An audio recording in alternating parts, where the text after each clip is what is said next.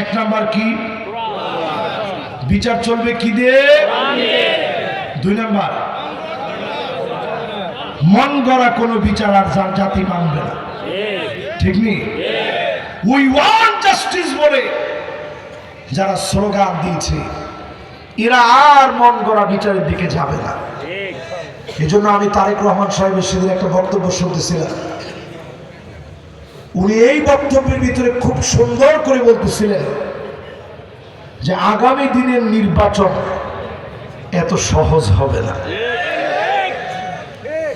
এই জন্য আগামী দিনের নির্বাচন যে সহজ হবে না, আমরা পরিষ্কারভাবে বলি, দেশ নিয়ে সতর্ক থাকেন, সতর্ক হন।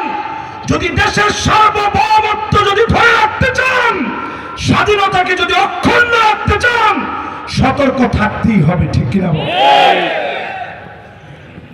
এরপরে ৪ নম্বরে আল্লাহ রাব্বুল আলামিন বলেন, فَإِن تَوَلَّوْا فَاعْلَمْ أَنَّمَا يُرِيدُ اللَّهُ أَن يُصِيبَهُم بِبَعْضِ ذُنُوبِهِمْ। ও নবী, এরপরে যদি কেউ ঘাওরামি করে, আপনাকে সৌদি আরবের ভাষায় বলে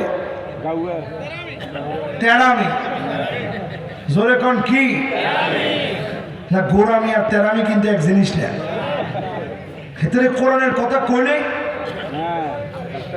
ফাইন তাওয়াল্লাহ, টান করে।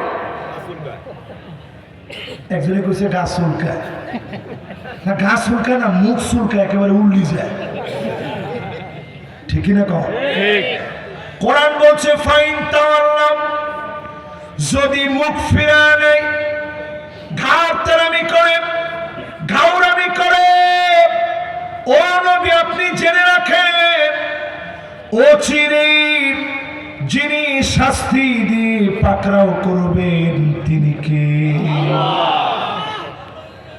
শাস্তি কিন্তু অলরেডি শুরু হয়ে গেছে। লস অ্যাঞ্জেলেসে টাকা দেখেন, দাও দাও করে দাবানল চলতেছে।